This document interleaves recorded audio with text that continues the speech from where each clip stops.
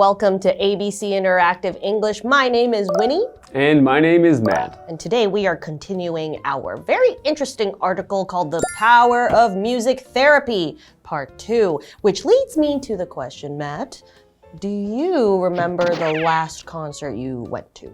The last concert, the last like big concert in a huge, a huge event space that I went to was the Backstreet Boys. Wow. The last time they came to Taipei, I was over at Nangang Exhibition Hall and I saw the Backstreet Boys. Wow, and how did that make you feel? Because I'm assuming you listened to the Backstreet Boys when you were growing up too. That's right, so I don't really listen to them much anymore, but I was a huge fan when I was in elementary school. So I actually, the first concert I ever went to was the Backstreet Boys. Okay, so it kind of was like a reunion. It was, so it's, brings back those memories of when I was in elementary school going to my first concert and how exciting it was. And then to see them live again and hear all of those classics from when I was young.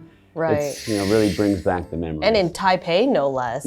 For me, my first ever concert wasn't actually a concert per se. It was actually an award show. Okay. And it was the MTV Music Video Awards in Asia. So this was in Singapore. But it was interesting because I got to see not just one artist perform. I got to see many artists perform at one venue. So now whenever I listen to those same songs, I'm kind of transported back into that time of my life. So music really does help us kind of leave what's happening right now and just take us back to a different time. Yeah, it certainly does.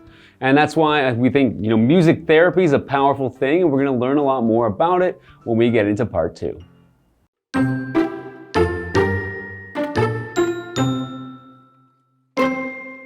Music therapists work with their patients to meet their needs. One main way is getting the patients to create music. That includes singing, playing an instrument, and writing a song.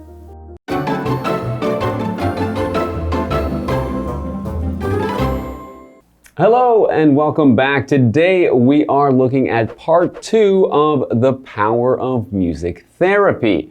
So last time we learned that music therapy is a kind of therapy that can help people with many different conditions, and it's using the power of music because music can help release old memories, it can help to create new memories, so music can do a lot of things for people. Right, and surprisingly not just mental therapy, but they also said physical therapy too. So let's continue. Music therapists work with their patients to meet their needs. Okay, so of course we know what, therapists are people who are helping perform the therapy for us. So music therapists are those who use music to help us. So what is a patient though? And not to be confused with the word to be patient, right? Someone who's very okay with waiting and not getting annoyed with how long something's taking. But it is actually a person who is seeking medical help, someone who is seeking treatment for something. Okay, so also in there, to meet the patient's need, to meet one's needs means to fulfill the needs of someone, to have everything it takes to do what that person needs or what the thing needs. So to meet a patient's needs would be able to, solve their medical condition or at least to improve the condition that they're in. Try to help them. Continuing on, one main way is getting the patients to create music. So that's quite interesting. They're not just listening. So when I thought of music therapy, I thought it was just listening, but I didn't even think that you could also be making music. That kind of makes sense because you do kind of feel good when you're physically doing it. Yeah. That's right.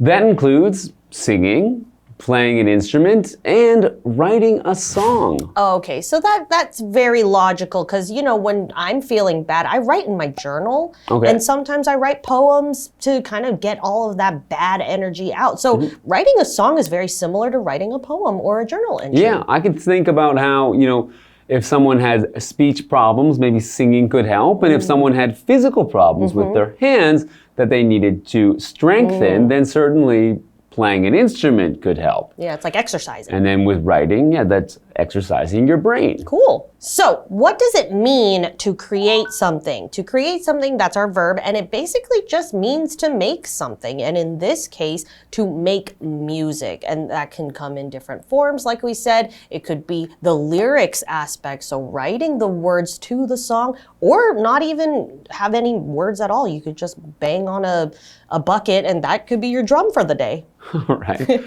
All right, well, these are some methods that, these methods include singing, etc. So to include something means to contain or to have as a part of something. So when we say that these, methods or these ways of creating music include, singing, playing an instrument, or writing a song, that means these are all part of what can be used to create music, but there's also maybe other things that might also be in there. It's just these three activities are included as ways of creating music. Right, the different ways. Okay, so what is an instrument now? Basically, an instrument is a tool that is used to make music. So we could think very obviously piano or a guitar or a violin, or like I said, if you don't have or don't know how to play any instruments, you could just bang on a box. Bang on a box. That's what I would do. That's what it's free. It is free, I guess. You don't even need a stick, because I got one right here. All right, so whether your instrument is piano, guitar, violin, or box in hand, I guess it can help you in some way to improve your body, improve your condition under the right guidance of a musical therapist. Yes, probably. that's the more important part. Yeah, I don't think if you're just banging on a box at home. Well, hey, don't knock it till you try it, but get it? Knock on a box. All right, well, we're going to learn some more about how music therapy can help patients when we come back after the break.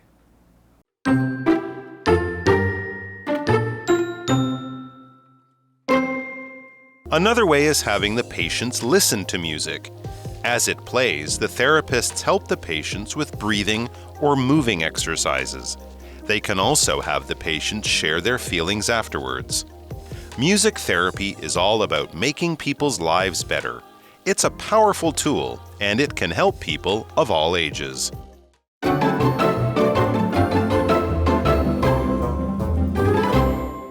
Welcome back. So, just before the break, we learned that music therapy isn't just listening to music, because sometimes music therapists will also have their patients create or make music, which can be by singing, by playing an instrument, or even by writing a song. But as the article continues, another way is having the patients listen to music. So that was kind of what we were thinking. That's what I thought when I first heard the title. Exactly. As it plays, the therapists help the patients with breathing or moving exercises. I know that when I'm meditating, for example, I do a little morning meditation, it helps to play very soothing music that kind of has like nature sounds or like water flowing. So that kind of sets me, in the mood for meditation. So I'm not surprised at all that these therapists use it to kind of help get their state of mind ready for therapy. Okay, yeah. That would help with, I think with the rhythm of music, you can certainly work with breathing depending on the kind of music. Probably don't want music that's too fast. Rock music. But something slow, probably, and relaxing. They can also have the patients share their feelings afterwards. Yeah, because as we know, certain music brings up emotions. And, it's great when you feel happy, when you listen to a song that reminds you of your childhood. But some songs make you feel sad, and that's okay. Yeah, some people like to cry, feel sad. A lot of people like to listen to sad music after a breakup, even though it makes them feel sadder, but it kind of is like when something is really clogged up and stuck, you kind of want to let it all out. So music does help you feel safe to just cry. cry. Right. Okay, well, we have another word there, which is afterwards. And they're talking about afterwards as being the time after they've listened to the music. So after just means a time in the future. But it specifically means a time in the future after a particular event. Right. So that's what makes it different from simply using the word after. Right. After can mean any time in the future, whereas afterwards refers to the time after a specific event. Right. In this case, the time after listening to the music. Right, and that's the key important part is the therapists want to know, okay, so how are they feeling right after I did this for them? So they know how to help you better. So continuing on, music therapy is all about making people's lives better. It's a powerful tool and it can help people of all ages. And that's kind of what we were talking about, how, you know, at certain parts of our lives, music has been a very important aspect of that time in your life. So that is what makes music so powerful. So what does powerful mean? Powerful means when something has a lot of control or effect on a person or things. And just like for us, music is very powerful because, like we said, it brings out memories or it brings out emotions. So as we can see, these therapists and these doctors, they really kind of, you know, you expect them to know how powerful the music is because they think, hey, if we can kind of help you solve your problems and solve all of those things that are going on in your mind or your body, why not use some music to help you? Yeah, I guess so. And I think music could like accompany other therapy. If you're getting like something done at the doctor's office, why not have some music in the background? Right. Would you be into trying music therapy? I think, yeah, if I had a condition which, you know, it was recommended to me that music therapy could help, I would certainly be open to trying out music therapy because, you know, I am aware that music has a great effect on people. It makes you move, it makes you dance, it makes you sing. So there's many ways I think that music could help certain conditions. And yeah, if I had something that could be helped by music therapy, I would certainly look into it. Yes, yeah. I used to be a dancer, so I kind of know how important music is. And actually, I injured my leg and I couldn't dance for a really long time. But now that I'm kind of healing, every time I, you know, kind of want to get my leg working to its former glory, I try and listen to a music that has a very, very upbeat rhythm so that I can kind of work those muscles again. So don't underestimate the power of music. But I hope you guys learned something today and hopefully you can listen to some classical music to help study for those tests. That's right. But we'll see you guys next time. Goodbye. Bye. Music therapists work with their patients to meet their needs. One main way is getting the patients to create music. That includes singing, playing an instrument, and writing a song. Another way is having the patients listen to music. As it plays, the therapists help the patients with breathing or moving exercises. They can also have the patients share their feelings afterwards. Music therapy is all about making people's lives better. It's a powerful tool, and it can help people of all ages.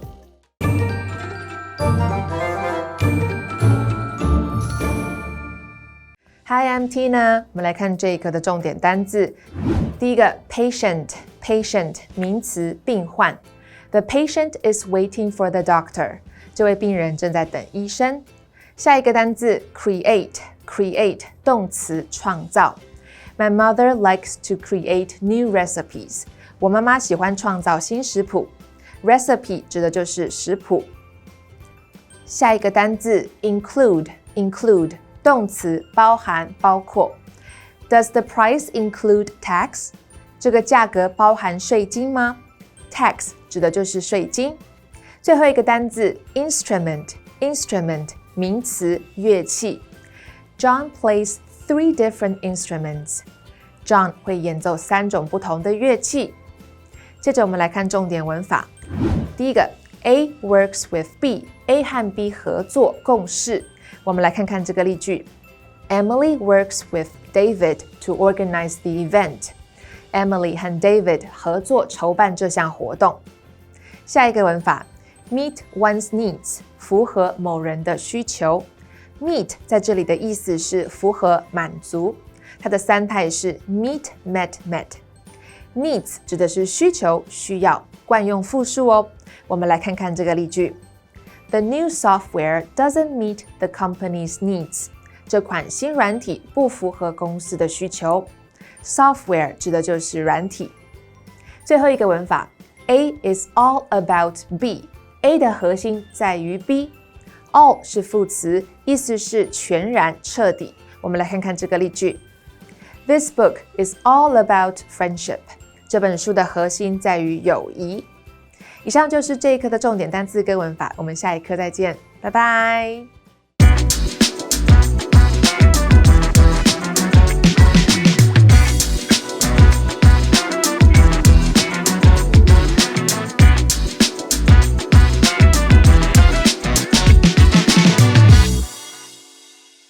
Hey, it's Kiwi on the street. I'm Kiki. And I'm Winnie. Winnie, guess what? Yesterday, I wanted a cookie, so I tried to reach for the cookie jar, but I couldn't get it because it was so high up.